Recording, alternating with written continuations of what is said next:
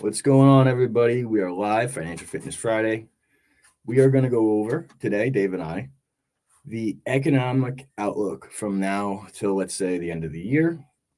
And we're going to kind of decode some words that they're saying. And when they say certain words like democracy, inflation, what they really mean, okay? Because that's important. Like right now, what we're seeing, and I'm sure Dave's seeing this too, is we're seeing a lot of economic data that just isn't true. It doesn't make sense. It doesn't line up. All right. And now, what is the danger of that? The danger of that is if you are a smart entrepreneur, or you don't have to be an entrepreneur. You could be an employee. You could be an entrepreneur. But if you're smart, you're going to predict and go off of the data that is being provided, except that data is not accurate. All right. And so this causes everyone to take a step back and actually use critical thinking and common sense. All right. I'll give you the best example of this that I can tell you right now is they are touting that inflation is only 3% right now. But they are only comparing that to the last baseline rating, which was significantly higher, right? So what they're saying is inflation is slowing. It's not actually going away. In fact, if you were to compare, where we are today to, let's say, 4 or 5 years ago, we're probably up 30%, 40% across the board. Our dollar's purchasing power is way down. All right. And so this creates a very, very tricky and chaotic situation because the cost of goods, the cost of services are much higher. There's less demand right now. At least what I'm seeing is there's less demand right now in the markets. I am seeing that the businesses that are still thriving are either exceptional businesses with exceptional operators, or they are required. Okay. What I mean by that is electricians, plumbers, HVAC. We're in the summer right now. So if somebody is tight on cash, but their AC goes out, they're replacing that. If someone has an electrical problem, they're fixing that. If someone can't flush a toilet, they're fixing that. Okay. No matter what. That's why those businesses are thriving. Okay. Dave, I want your input on this before I move on to the next. Yeah, section. a little bit. Yeah, it is kind of a wordplay like ordeal, and it's a couple things that and this is my opinion on it. Number one, it's to ease a previous quarter, previous month, or even a previous year to kind of sell you where they want to head in an election cycle. It's Cool. always that. It's always. Go ahead. I love that. You're spot on. Now I want to bring up their step two. Their step two, because every single one of them is saying the exact same thing. Oh, inflation's down. Inflation, it's not down. Okay. It's very much alive and crushing us. All right. Like bugs. Here's the next thing they're going to do. They're going to try to actually lower the rates. Okay. To stimulate the economy. But what they don't understand is that when they lower those rates, inflation spikes, and now they could be fighting a situation where we have hyperinflation. Okay. So by all intents and purposes, that is a very, very bad situation that we don't want to be in. All right. And we'll talk about how to protect yourselves in a little bit, but let's just think logically here. So they're reporting inflation that isn't true. They're going to try to lower the rates. We could have hyperinflation. I also think there's a lot of chaos. There's a lot of noise out there. One of the words that they love to float around all the time, and this is only on one side of the aisle, is democracy. Okay. When they say democracy, they say what they have today, not a real democracy, not how our government is supposed to be run. What they're saying when they say democracy is just more of the same shit today, where a couple of elites are controlling everything and we're getting dumped on.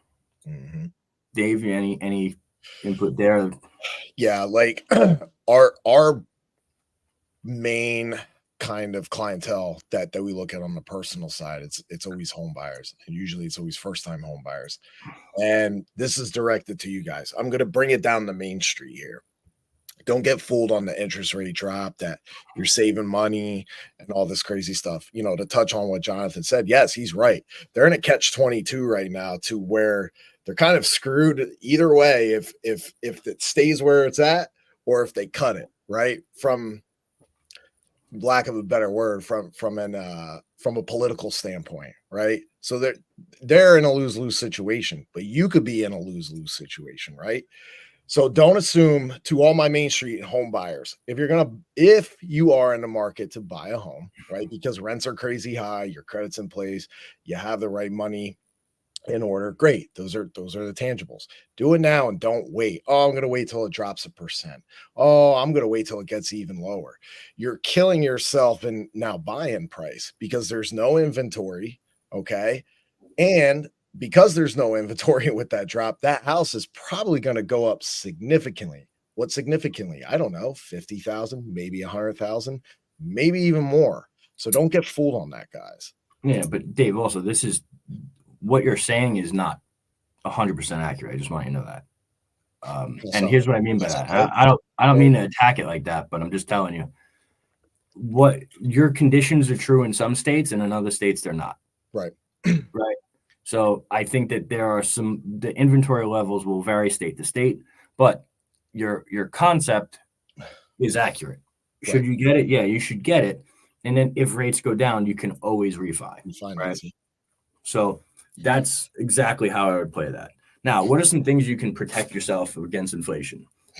Hard assets. Okay. But if we take a down turn here, and we're going to, the hard assets go down. And I don't care if it's gold, silver, real estate, whatever it is, it goes down.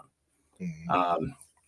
I think that if the hoe wins, if they cheat her in, you're gonna see some real chaos in the markets. And I do think that leading up to this election, like all elections, but this one in particular, I think this will probably be the nastiest we've ever seen. Okay, mm-hmm. I think that we have a lot of geopolitical tension in the Middle East, in Europe, and that is at a tipping point. And I also think that where markets are, with everything that the BRICS countries have done, with where the dollar is going, okay, with how much money we printed and the type of scenario we're in right now, which to me feels very manufactured, I do think that we're going to see some real volatility, some real chaos. So what does that mean for you? It means you have to be cautious. It means you have to be smart. And it means I would try to keep everything steady and have as many options as possible until you see what direction this thing is really, truly heading. Okay. There's nothing wrong with sitting on your hands and getting in the strongest position possible, whether that's a hard asset position, a cash position, crypto position, just shoring up your businesses. That's huge. What are some other things that you guys can do in these periods if you don't want to necessarily invest or put money out? Well, you could do what really matters, okay? You should focus on your personal credit, build your business credit.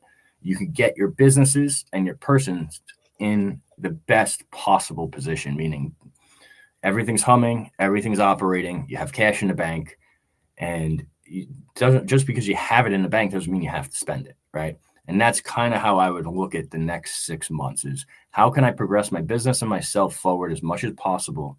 How can I keep my sanity intact with all the noise and all the chaos?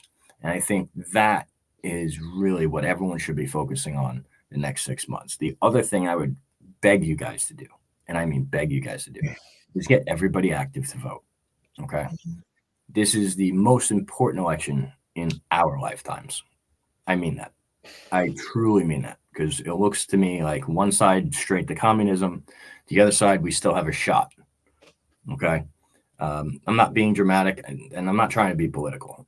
This is not political. Like if you look at some of the policies that she put out, price controls are 100% communism, function of communism. Okay. It eliminates free market play. And that isn't good for anybody, okay? Because they're trying to usher things in under the guise of democracy, and it's just getting worse and worse and worse. Okay. And they're not even hiding it. And here's the thing, I don't even think most people at this point are either completely awake and aware, or they are so far asleep that they are just completely NPCs. All right. And so if you're watching this, I don't think you're one of those. So shore up everything you can over the next 6 months and be in a great position. Dave, what are your thoughts there? Yeah, I'll leave it with three more things. Number one, critically think, guys. Like, just think. God gave you a brain for a reason, right? Use it. See what these things are going on. This stuff isn't, it's not bullshit here, right? And also to touch on that, like, you got to drop this Bloods and Crips mentality, man. It's this is our home, right? We're not on one team. We're not on most people aren't down with that anyway. Probably 80, we'll go back to the Pareto impact or the Pareto rule, right? Probably 80% of the country is not down with that anyway, right? Yeah. It's like, all right, well, y'all are crazy over here and y'all are crazy over there. That's cool, right? Like, but that 80% needs to be just as vocal and be like, yo, you guys are nuts, right? Yeah. Do something about it. So think, use your brain.